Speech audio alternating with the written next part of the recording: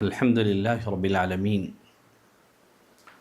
والصلاة والسلام على رسوله الكريم وعلى آله وصحبه أجمعين وأشهد أن لا إله إلا الله وأشهد أن محمدا عبده ورسوله وما خلقت الجن والإنس إلا ليعبدون۔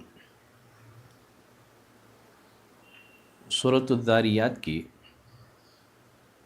مشہور و معروف آیت میں نے تلاوت کی ہے۔ یہ آیت تقریباً تمام مسلمانوں کو یاد ہے۔ اس آیت کریمہ میں اللہ تعالیٰ نے جنوں اور انسانوں کی تخلیق کا مقصد بیان کیا ہے، ان کو پیدا کیے جانے کا مقصد اللہ نے واضح کیا ہے۔ ہماری تخلیق کا مقصد کیا ہے؟ کیا اللہ نے ہمیں دنیا میں بیکار بے مقصد پیدا کیا ہے؟ ہماری زندگی کا کوئی مقصد نہیں ہے؟ اللہ نے فرمایا افحسبتم انما خلقناکم عبثا، کیا تم یہ گمان کرتے ہو کہ ہم نے تم کو عبث پیدا کیا ہے، بیکار بے مقصد پیدا کیا ہے، تم ہماری طرف پلٹائے نہیں جاؤ گے؟ اگر تم اس خیال میں جی رہے ہو تو یقیناً تم غلطی پر ہو۔ اللہ نے ہمیں بیکار بے مقصد پیدا نہیں کیا ہے، وہ تو حکیم ہے۔ ایک عقل مند انسان دنیا میں کوئی بھی کام بے مقصد نہیں کرتا ہے۔ رب العالمین بے مقصد انسانوں کو پیدا کرے، وہ تو حکیم ہے، اس کا ہر کام حکمتوں پر مبنی ہوتا ہے۔ ہماری تخلیق کا مقصد کیا ہے؟ اللہ نے ہمیں کیوں پیدا کیا ہے؟ فرمایا میں نے جنوں اور انسانوں کو محض اپنی عبادت کے لیے پیدا کیا۔ اللہ نے پوری کائنات بنائی ہے، پوری کائنات سجائی ہے ہمارے لیے، لیکن ہم کو پیدا کیا ہے اللہ کی عبادت اور بندگی کے لیے۔ اللہ نے پوری کائنات کو ہماری غلامی میں دے دیا ہے، اور ہم سے مطالبہ یہ ہے کہ ہم خود کو اللہ کی غلامی میں دے دیں۔ مسلمان اسی کو کہتے ہیں۔ اسلام کے معنی کیا ہیں؟ اسلام کے معنی ہے سرنڈرنگ کرنا، سرنڈر کر دینا، خود کو اللہ کے حوالے کر دینا، اسی کا نام اسلام ہے۔ اور مسلمان وہ ہے جو خود کو مکمل طور پر اللہ کے حوالے کر دے۔ تو ہماری پیدائش کا مقصد اللہ کی عبادت اور بندگی ہے۔ ہم جو بھی عبادت کرتے ہیں، ہماری عبادت کے دو حصے ہیں، ایک اس کی باطنی کیفیت ہے اور عبادت کا ظاہر ہے۔ باطنی کیفیت کو کس حدیث کی کسوٹی پہ پرکھا جائے گا؟ لاسٹ درس میں میں نے اس کا تذکرہ کیا ہے۔ ہم جو بھی عبادتیں کرتے ہیں، ہماری عبادت کے دو حصے ہیں، ایک باطنی کیفیت ہوتی ہے اور دوسرا اس کا ظاہر ہوتا ہے۔ ہم اپنی عبادت کے باطنی کیفیت کو نبی کریم صلی اللہ علیہ وسلم کے اس حدیث پر پرکھیں، جس میں نبی کریم صلی اللہ علیہ وسلم نے فرمایا انما الاعمال بالنیات، تمام اعمال کا دار و مدار نیتوں پر ہے۔ عمل کرتے ہوئے ہر انسان کو چاہیے کہ اپنا محاسبہ کرے، میں یہ عمل کیوں کر رہا ہوں؟ میں یہ عبادت کیوں کر رہا ہوں؟ خود سے ایک سوال کر لیں۔ اگر ہماری یہ عبادت، ہمارا یہ عمل اللہ کی رضا اور اس کی خوشنودی کے لیے ہوا تو پھر وہ عمل عبادت ہے، ورنہ خود کو تھکانا ہے، قیامت کے دن ہماری اس عبادت پر ہمیں کچھ بھی اجر اور ثواب نہیں ملے گا۔ تو خود سے سوال کریں عبادت کرنے سے پہلے کہ میں یہ نیکی کیوں کر رہا ہوں؟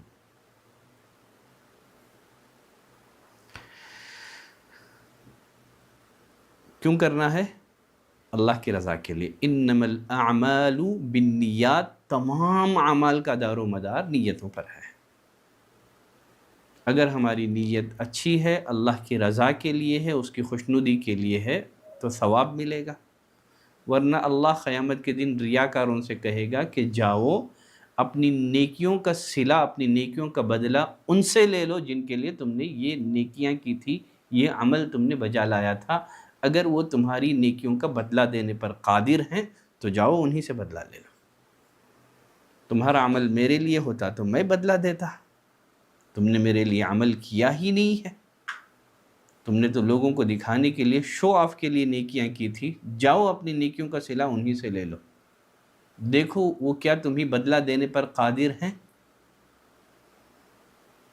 تو ہم اپنی باطنی کیفیت کو نبی کریم صلی اللہ علیہ وسلم کے اس فرمان پر پرکھیں، انما الاعمال بالنیات، تمام اعمال کا دار و مدار نیتوں پر ہے۔ عبادت کا ایک دوسرا حصہ ہے، وہ ہے ہمارا عبادت کا ظاہر۔ عبادت کے ظاہر کو نبی کریم صلی اللہ علیہ وسلم کی ایک دوسری مشہور و معروف حدیث پر پرکھنا ہے، جس کے راویہ ام المؤمنین سیدہ عائشہ رضی اللہ تعالیٰ عنہ ہیں۔ وہ فرماتی ہیں نبی کریم صلی اللہ علیہ وسلم نے فرمایا، من عمل عملا لیس علیہ امرنا فہو رد، جس نے کوئی عمل کیا جس کے بارے میں ہمارا آرڈر نہیں ہے، جس کے بارے میں ہمارا حکم نہیں ہے، یا جس کے کرنے کا ہم نے حکم نہیں دیا ہے، وہ مردود ہے۔ تو عبادت کرنے سے پہلے دو سوال خود سے کرنا ہے، ایک کیوں کروں، کیسے کروں۔ کیوں کروں، کیسے کروں۔ کیوں کا جواب انما الاعمال بالنیات میں ملے گا۔ عبادت کیسے کروں، آپ اپنی اس عبادت کو ام المؤمنین سیدہ عائشہ رضی اللہ تعالی عنہا کی اس کسوٹی پر پرکھیں، اس حدیث پر پرکھیں۔ اگر ہماری عبادت نبی کے طریقے پر ہے تو قبول ہے، اگر ہماری عبادت نبی کے طریقے پر نہیں ہے تو مردود ہے۔ نبی کریم صلی اللہ علیہ وسلم نے فرمایا، صلو کما رأیتمونی اصلی، عبادتوں میں نماز کو خاصا مقام حاصل ہے، یہ دین کا شہادتین کے اقرار کے بعد سب سے مضبوط پلر ہے۔ فرمایا نماز ایسے پڑھو جیسے تم نے مجھے نماز پڑھتے ہوئے دیکھا ہے۔ ایک دفعہ نبی کریم صلی اللہ علیہ وسلم مسجد میں تشریف فرما تھے، ایک شخص مسجد میں داخل ہوا، داخل ہو کر کے 2 رکعت صلاۃ پڑھی، نبی کریم صلی اللہ علیہ وسلم کی خدمت میں حاضر ہو کر کے سلام عرض کیا۔ نبی کریم صلی اللہ علیہ وسلم نے اس شخص سے، اس صحابی سے کہا کہ جاؤ ارجع فصلی فإنک لم تصلی، جاؤ جا کر کے پھر سے نماز پڑھو، تم نے نماز پڑھی ہی نہیں ہے۔ مطلب اگر ہماری نماز نبی کریم صلی اللہ علیہ وسلم کے طریقے پر نہ ہو، پڑھنا نہیں پڑھنا دونوں برابر ہے۔ فرمایا جاؤ تم نے نماز پڑھی ہی نہیں ہے، دوبارہ پڑھ کے آؤ۔ چنانچہ وہ صحابی رسول گئے، جا کر کے دوبارہ انہوں نے نماز پڑھی، فارغ ہوئے، نبی کریم صلی اللہ علیہ وسلم کی خدمت میں حاضر ہو کر کے سلام عرض کیا۔ نبی کریم صلی اللہ علیہ وسلم نے کہا کہ جاؤ جا کر کے پھر سے نماز پڑھو، تم نے نماز پڑھی ہی نہیں ہے۔ چنانچہ وہ صحابی رسول گئے، نماز پڑھی، نبی کریم صلی اللہ علیہ وسلم کی خدمت میں حاضر ہو کر کے سلام عرض کیا، رسول اللہ صلی اللہ علیہ وسلم نے تیسری دفعہ بھی واپس کر دیا، جاؤ تم نے نماز پڑھی نہیں ہے، نماز پڑھو۔ بالآخر وہ صحابی رسول نبی کریم صلی اللہ علیہ وسلم سے کہنے لگے، اللہ کے رسول مجھے اس سے اچھی نماز نہیں آتی ہے، بتائیے میں کیسے نماز پڑھوں۔ نبی کریم صلی اللہ علیہ وسلم نے اس صحابی رسول کو نماز کا طریقہ سکھایا۔ آپ صلی اللہ علیہ وسلم نے حکم دیا کہ نماز کے ہر رکن کو ادا کرتے ہوئے اطمینان اور سکون کا مظاہرہ ہونا چاہیے۔ ہماری نمازیں کوے کے ٹھونک کی طرح نہیں ہونا چاہیے۔ رسول اللہ صلی اللہ علیہ وسلم نے فرمایا کہ اسوأ الناس سرقہ، سب سے بدترین چور وہ ہے جو نماز میں چوری کرتا ہے۔ نماز میں چوری کیا ہے؟ نہ رکوع صحیح ڈھنگ سے ہو، نہ سجدہ صحیح ڈھنگ سے ہو، ہماری نمازیں سپر فاسٹ ہو، نبی کریم صلی اللہ علیہ وسلم نے فرمایا کہ تل کا صلاۃ منافق، یہ منافق کی نماز ہے۔ کیسے ہوتی ہے منافق کی نماز؟ بیٹھے رہتا ہے بیٹھے رہتا ہے، یہاں تک کہ جب سورج غروب ہونے لگتا ہے تو 4 ٹھونگ مار دیتا ہے، سپر فاسٹ عبادتیں کر لیتا ہے۔ دیکھیے ایک حدیث میں سناتا ہوں، یہ حدیث بڑی عجیب و غریب حدیث ہے۔ نبی کریم صلی اللہ علیہ وسلم نے فرمایا کہ ان الرجل لیصلی 60 سنہ، آدمی 60 سال نماز پڑھتا ہے۔ کتنے سال؟ 60 سال نماز پڑھتا ہے، لیکن اللہ اس کی ایک نماز بھی قبول نہیں فرماتا ہے۔ قیامت کے دن آدمی 60 سال نماز پڑھ کے آئے، لیکن اس کا جو نام ہے بے نمازیوں میں لکھا جائے تو کتنا بڑا خسارہ۔ اس شخص سے کہہ دیا جائے کہ تم نے دنیا میں نماز پڑھی ہی نہیں ہے، 60 سال نماز پڑھ کے آیا ہے۔ پھر رسول اللہ صلی اللہ علیہ وسلم نے فرمایا کہ نماز کے رد ہونے کی وجہ یہ ہے، رکوع صحیح ڈھنگ سے ادا کرتا ہے تو سجدہ صحیح ڈھنگ سے نہیں ہے، سجدہ صحیح ڈھنگ سے کرتا ہے تو رکوع صحیح ڈھنگ سے نہیں ہے، صلاۃ کو نبی کریم صلی اللہ علیہ وسلم کے طریقے پر ادا نہیں کرتا ہے۔ تو عمل کے ظاہر کو نبی کریم صلی اللہ علیہ وسلم کے اس فرمان پر پرکھ کے دیکھیں کہ ہمارا عمل کیسا ہے، کیا نبی کریم صلی اللہ علیہ وسلم کے طریقے پر ہے، آپ کے بتائے ہوئے فرمودات کے مطابق ہے، یا ہماری عبادت نبی کے طریقے سے ہٹی ہوئی ہے۔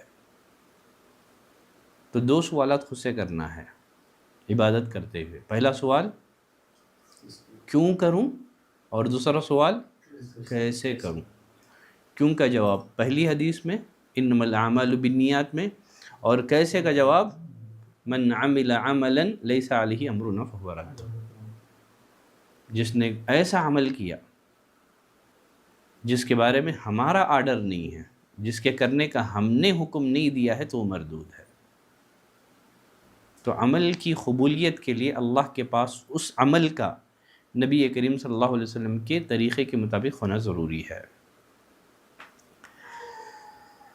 امام مالک رحمۃ اللہ علیہ وہ فرماتے ہیں السنت کسفینۃ نوح، اے لوگوں، یہ جو نبی کا طریقہ ہے یہ نوح علیہ السلام کے کشتی کے مانند ہے۔ نبی کا طریقہ، نبی کی سنت نوح علیہ السلام کے کشتی کے مانند ہے۔ من رکبہا نجا، جو نوح علیہ السلام کی کشتی میں سوار ہو گیا بچ گیا، وہ اللہ نے اسے عذاب سے بچا لیا، طوفان سے اللہ نے اسے بچا لیا۔ ومن تخلف عنہا، لیکن جو سوار نہیں ہوا، نوح علیہ السلام کی کشتی میں جو سوار ہونے سے رہ گیا، خود نوح علیہ السلام نے بیٹے کو بھی پکارا۔ جب عذاب کا آغاز ہو گیا، آسمان سے پانی جو ہے برسنے لگا، زمین سے فوارے ابلنے لگے، نوح علیہ السلام نے بیٹے سے کہا بیٹے آ جا، کشتی میں سوار ہو جا، آج اللہ کے عذاب سے تمہیں کوئی چیز بچانے والی نہیں ہے، اللہ کے عذاب سے وہی بچے گا جو کشتی میں سوار ہوگا۔ نوح علیہ السلام نے وحی کی روشنی میں بیٹے کو نصیحت کی کہ بیٹا آ جا، کشتی میں سوار ہو جا۔ بیٹے نے کیا کیا؟ اپنی عقل کو نقل پر ترجیح دی۔ کبھی قرآن اور حدیث کے مقابلے میں عقل کو ترجیح نہیں دینا ہے۔ بیٹے نے کہا کہ ابو جان، یہ جو جودی پہاڑ دکھ رہا ہے، اتنا لمبا چوڑا پہاڑ آسمان سے باتیں کر رہا ہے، میں اس پہاڑ پر چڑھ کر کے طوفان سے بچا لوں گا خود کو۔ تو کبھی ہماری جو عقلیں ہیں یہ کتاب اور سنت کے تابع ہوگی، کتاب اور سنت کو عقل کے تابع نہیں کرنا ہے۔ جو انسان کتاب اور سنت کو اپنی عقل کے نیچے رکھتا ہے، کتاب اور سنت کو اپنی عقل کے تابع کرتا ہے، تو پھر اس کا انجام بھی وہی ہوگا جو نوح علیہ السلام کے بیٹے کا ہوا تھا۔ ہمیشہ اپنی عقل کو کتاب اور سنت کے نیچے رکھے، کتاب اور سنت کو عقل کے نیچے نہیں رکھنا ہے۔ تو امام مالک فرماتے ہیں السنت کسفینۃ نوح، لوگوں جو نبی کا طریقہ ہے، نبی کی سنت ہے، یہ نوح علیہ السلام کی کشتی کے مانند ہے۔ جو سوار ہوا بچ گیا، جو سوار نہیں ہوا ہلاک ہو گیا۔ مطلب کیا بتانا چاہ رہے ہیں امام مالک رحمۃ اللہ علیہ؟ جس نے زندگی ایک سفر ہے، منزل آخرت ہے۔ زندگی ہماری کیا ہے؟ ہم دنیا میں مسافر ہیں، زندگی سفر ہے، ہم لوگ مسافر ہیں۔ رسول اللہ صلی اللہ علیہ وسلم نے فرمایا کن فی الدنیا کأنک غریب او عابر سبیل، دنیا میں اجنبی کی طرح یا مسافر کی طرح زندگی گزار۔ ہم مسافر ہیں، ہمارا سفر آخرت ہے۔ اب اس سفر میں ہم لوگوں کو چاہیے کہ نبی کریم صلی اللہ علیہ وسلم کی جو سنت کی جو کشتی ہے اس میں سوار ہو جائے۔ ہر عمل کو، ہر عبادت کو نبی کے طریقے پر ادا کرے، ورنہ طوفان نوح میں، بدعتوں کے طوفان میں غرق ہو جاؤ گے۔ جب سنت نوح علیہ السلام کی کشتی ہوئی تو بدعت کیا ہو گیا؟ طوفان نوح ہو گیا۔ سنت نوح علیہ السلام کی کشتی ہوئی تو بدعت کیا ہو گیا؟ طوفان نوح ہو گیا۔ جو سنت کے مطابق عمل نہیں کرے گا وہ بدعتوں کے طوفان میں غرق ہو جائے گا۔ سفیان الثوری رحمۃ اللہ علیہ فرماتے ہیں البدعۃ احب الی ابلیس من المعصیہ، ابلیس کو بدعت گناہوں سے زیادہ پسند ہے۔ ابلیس کو بدعت گناہوں سے زیادہ پسند ہے۔ انسان کو بدعتی بنا دے یہ ابلیس کو زیادہ پسند ہے اس کو شرابی یا زانی بنانے سے۔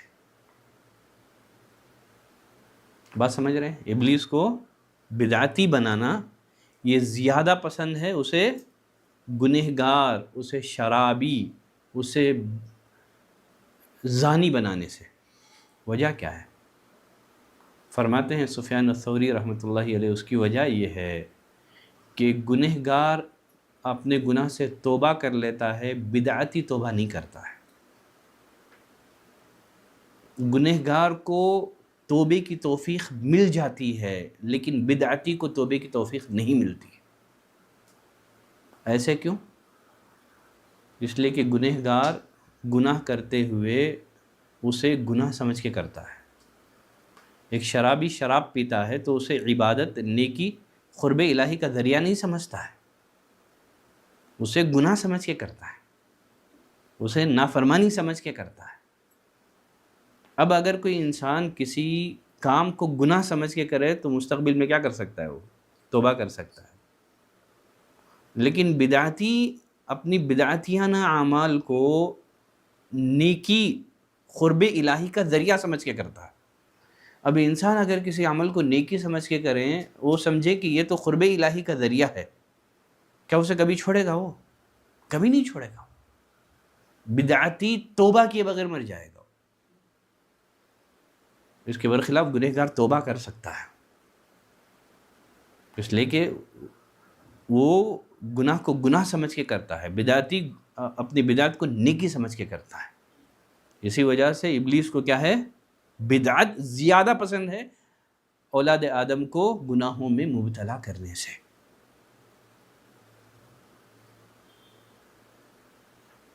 ایوب السختیانی رحمۃ اللہ علیہ فرماتے ہیں مزداد صاحب بدعت اجتہادا الا ازداد من اللہ بعدہ، ایک بدعتی بدعتیانہ اعمال کے ذریعے اللہ سے جتنا قریب ہونے کی کوشش کرتا ہے وہ اسی قدر اللہ سے دور بھی ہو جاتا ہے۔ ہم نیکی اس لیے کرتے ہیں تاکہ ہمیں اللہ کا قرب حاصل ہو، قیامت کے دن نبی کی سفارش ہمیں مل جائے، لیکن نبی کریم صلی اللہ علیہ وسلم نے فرمایا کہ قیامت کے دن کچھ لوگ آئیں گے حوض کوثر پر پیاس بجھانے کے لیے۔ میدان محشر میں سورج 1 میل کے فاصلے پر انسانیت پریشان حال ہوگی، صرف پانی کا ایک ہی جگہ انتظام ہوگا، وہ ہے حوض کوثر کی شکل میں، جہاں رسول اللہ صلی اللہ علیہ وسلم تشریف فرما ہوں گے۔ رسول اللہ صلی اللہ علیہ وسلم فرمائے کہ میری امت کے لوگ آئیں گے اپنی پیاس بجھانے کے لیے، اسی دوران کچھ لوگ آئیں گے حوض کوثر پر پیاس بجھانے کے لیے، سیراب ہونے کے لیے، لیکن فرشتے انہیں دھکا دے کے بھگا دیں گے۔ میں کہوں گا یہ میری امت کے لوگ ہیں، انہیں کیوں دھتکارا جا رہا ہے، انہیں بھی پینے دو۔ رسول اللہ صلی اللہ علیہ وسلم اپنی امت کے لوگوں کو اعضائے وضو سے پہچان لیں گے۔ وضو کا فائدہ یہ ہے کہ قیامت کے دن وضو کی وجہ سے ہمارے اعضاء چمکیں گے، تو رسول اللہ صلی اللہ علیہ وسلم کہیں گے تو یہ تو میری امت کے لوگ ہیں، انہیں کیوں دھتکارا جا رہا ہے، انہیں بھی سیراب ہونے دو۔ کیا کہیں گے فرشتے، کیا جواب دیں گے؟ کہیں گے انک لا تدری ما احدث بعدک، اے نبی آپ کو معلوم نہیں ہے، آپ جانتے نہیں ہیں کہ انہوں نے آپ کے بعد آپ کے دین کا حلیہ کیسے بدل دیا، دین میں انہوں نے دین کے نام پر کیا کیا چیزیں ایجاد کر لی۔ رسول اللہ صلی اللہ علیہ وسلم جیسے ہی یہ بات سنتے ہیں، فرشتوں کی زبانی کہتے ہیں سحقاً سحقاً لمن غیر بعدی دینی، ان لوگوں کو میری نظروں سے دور کر دیا جائے جنہوں نے میرے بعد میرے دین کو بدل دیا۔ عبداللہ بن مسعود رضی اللہ تعالیٰ عنہ فرماتے ہیں اتبعوا ولا تبتدعوا، اے لوگوں اتباع کرو۔ ہمیں کس بات کا حکم دیا گیا ہے؟ نبی کے پیچھے پیچھے چلنا ہے، اتباع کرنا ہے، ابتداء نہیں ہے، نئی چیزیں گھڑنا نہیں ہے، نبی کا طریقہ کافی ہے۔ نبی کے طریقے کے علاوہ جو بھی ہے وہ بدعت ہے، اور بدعت گمراہی ہے۔ بہت سارے لوگ ایک سوال کرتے ہیں، لوگوں کے دلوں میں یہ بھی ہے کہ شیخ کرنے میں کیا حرج ہے، گناہ تو نہیں کر رہے ہیں۔ یہاں میں ایک واقعہ آپ کے سامنے رکھتا ہوں۔ ایک تابعی، غالباً ان کا نام عمرو بن سلمہ ہے،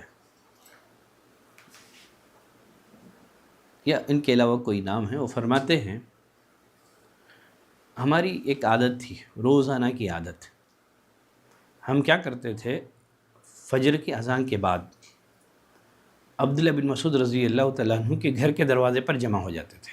کچھ لوگ عبداللہ بن مسعود رضی اللہ تعالیٰ عنہ کے گھر کے دروازے پر اکٹھا ہو جاتے تھے فجر کی نماز سے پہلے۔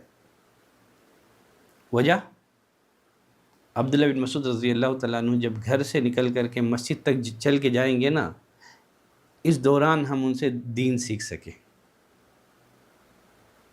ان سے مسائل پوچھ سکیں۔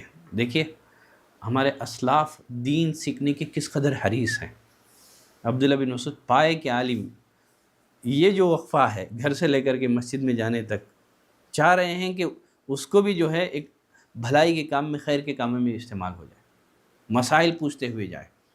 علماء کا وجود اللہ کی بہت بڑی نعمت ہے، ان کے وجود کو غنیمت جانتے ہوئے ان سے علم سیکھ لینا چاہیے، فائدہ اٹھا لینا چاہیے۔ علم سیکھ لو قبل اس کے کہ علماء اٹھا لیے جائیں۔ صحابہ جانتے تھے کہ علماء کتنی بڑی نعمت، علماء کا وجود کتنی بڑی نعمت ہے۔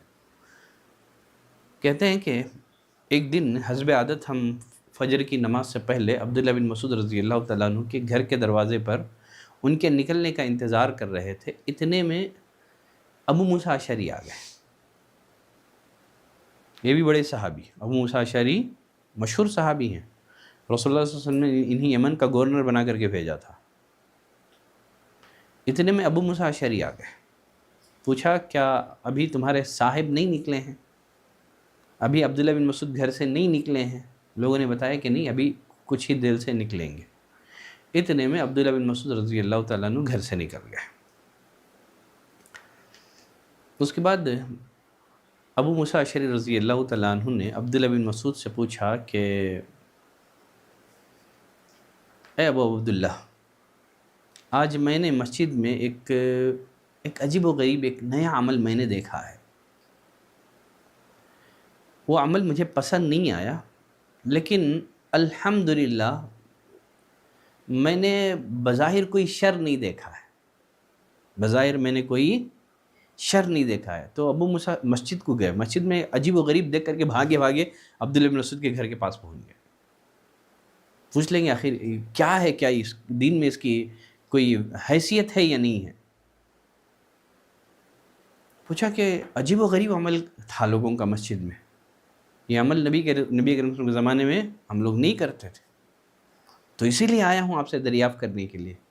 لیکن کہنے لگے لیکن الحمدللہ بظاہر کوئی برائی تو میں نے نہیں دیکھی. عبداللہ بن مسعود رضی اللہ تعالیٰ عنہ نے ابو موسیٰ اشعری رضی اللہ تعالیٰ عنہ سے پوچھا تم نے مسجد میں کیا دیکھا؟ ابو موسیٰ اشعری رضی اللہ تعالیٰ عنہ نے کہا کہ آپ جب مسجد میں پہنچیں گے تو آپ بھی اپنے خود آنکھوں سے اس عمل کا مشاہدہ کر لیں گے. پھر اس کے باوجود ابو موسیٰ اشعری رضی اللہ تعالیٰ عنہ نے بتا دیا، کہا کہ جب میں آج فجر کی صلاۃ ادا کرنے کے لیے جب میں مسجد میں گیا تو میں نے دیکھا کہ کچھ لوگ ہیں ایسے گول حلقہ حلقہ لگائے ہوئے بیٹھے ہیں نماز کا انتظار کرتے ہوئے، اور ہر حلقے میں ایک نمایاں انسان ہے، اس کے ہاتھ میں 100 کنکریاں ہیں. اب وہ لوگوں سے کہتا ہے کہ 100 مرتبہ اللہ اکبر کہو. سب لوگ مل کر کے 100 دفعہ اللہ اکبر کہتے ہیں. اب وہ لوگوں سے کہتا ہے کہ 100 مرتبہ لا الہ الا اللہ پڑھو. سب مل کر کے لا الہ الا اللہ پڑھتے ہیں. اب مجھے بتائیے یہ لوگ مسجد میں کر کیا رہے تھے؟ شراب پی رہے تھے، جوا کھیل رہے تھے، کر کیا رہے تھے؟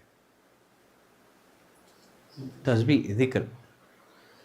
لیکن ذکر کا یہ جو طریقہ ہے، یہ جو انداز ہے، اجتماعی ذکر، ایسے حلقے لگا کر کے بیٹھنا، کنکریوں پر جو ہے تسبیحات پڑھنا، اس کا وجود نہیں تھا عہد نبوی میں. کہا کہ میں نے کچھ لوگوں کو دیکھا ہے.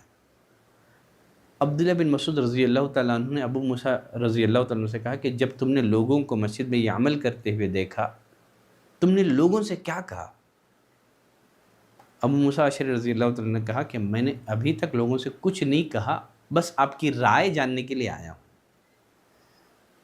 تو صحابی اپنے سے بڑے صحابہ کی طرف رجوع کرتے تھے. بعض دفعہ کوئی مسئلہ جو ہے ایک عالم کی گرفت میں نہیں آتا ہے، دوسرے عالم کی گرفت میں آ جاتا ہے.